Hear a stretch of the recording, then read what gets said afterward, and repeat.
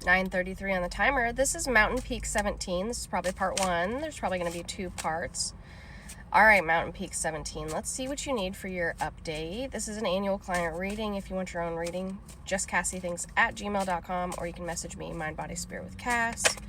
That is the only way to book a reading. If it fits for one on the tree branch, it'll fit for multiple. Hold on.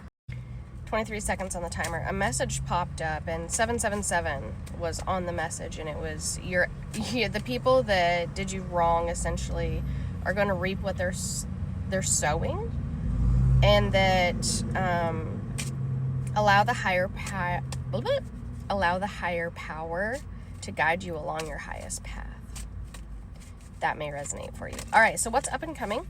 Again, if it fits for one on the tree branch, it can fit for multiples. MountainPeak17, what is up and coming for you in the next cycle, which is anywhere 2 weeks to 3 months?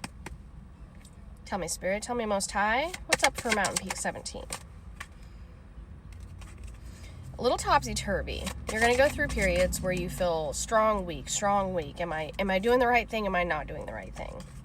You're getting a feel for how important it is to listen to your own intuition. You're getting a feel for how important it is to use that internal compass as your guiding light instead of listening to others around you, your family, your friends, because you know what's best for you, and your higher self is trying to merge with your lower self. And the more you kind of like play around with that merge, the more you will realize that usually your first inclination of what to do and which path to take is the right answer for your greatest and highest good. Your higher self is always trying to guide you and align you to your greatest and highest good. And this slow merge can be very quick if you take the leap of faith every time and kind of listen to that internal compass of yours. Because you're going to have several paths over the next cycle to take.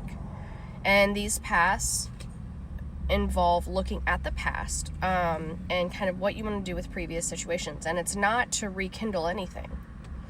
It's how you want to approach these situations, if you want to approach them at all. Because you're going to have an opportunity to defend your situation, yourself, your name, or simply have the opportunity to just speak your truth in a non-defensive manner, 9:37 on the timer, and move forward and express how you're going to move forward without these individuals. This can also be, it came up in the channel, some sort of legal action. You may be inclined to take some sort of legal, criminal, or civil action against some folks. And that's also part of your pathway and your decision as well.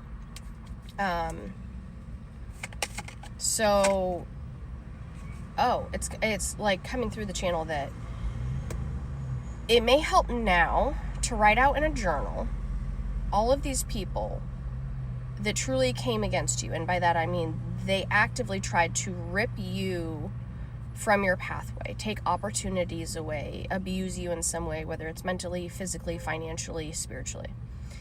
Put all of those names into a journal on a list. And if you had the opportunity to close that chapter with each one of them, how would you do it? And not thinking of their feelings, not thinking of what they want, what's best for them, only what's best for you. If you were an outsider looking into this situation, how would you handle these? How would you close these chapters? And it might help you start preparing for these decisions coming up in your future. It also might help you close some of these chapters and heal. Yeah.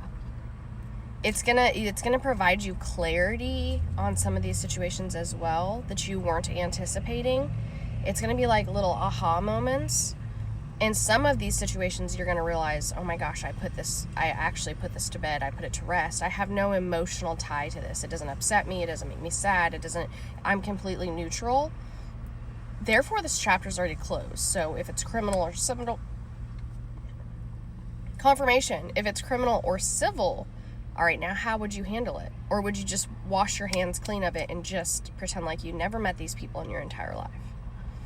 Those are the type of things that you want to be thinking about. So while we're on this, because this is going to be, it's still going to be I wouldn't say difficult, but it's going to bring up some emotions within you for certain situations. Narcissistic faults.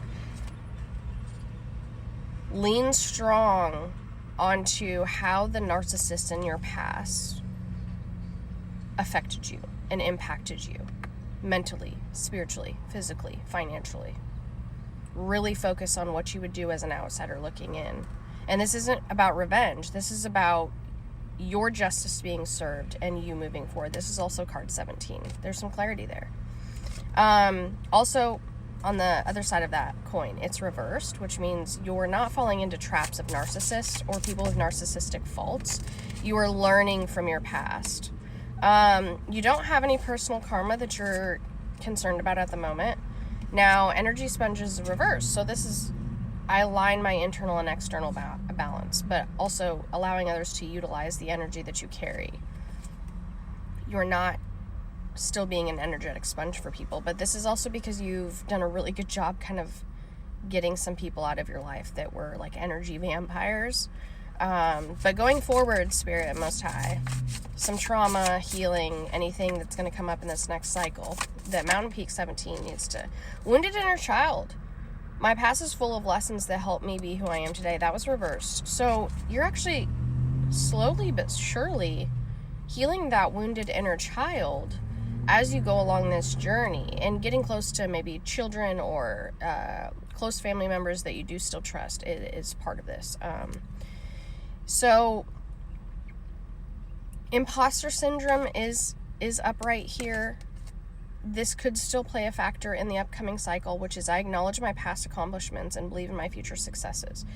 You still have to have the confidence and grow and build that confidence that the universe is going to conspire in your favor for your success, your greatest and highest good and highest alignment, because you've been putting in the work.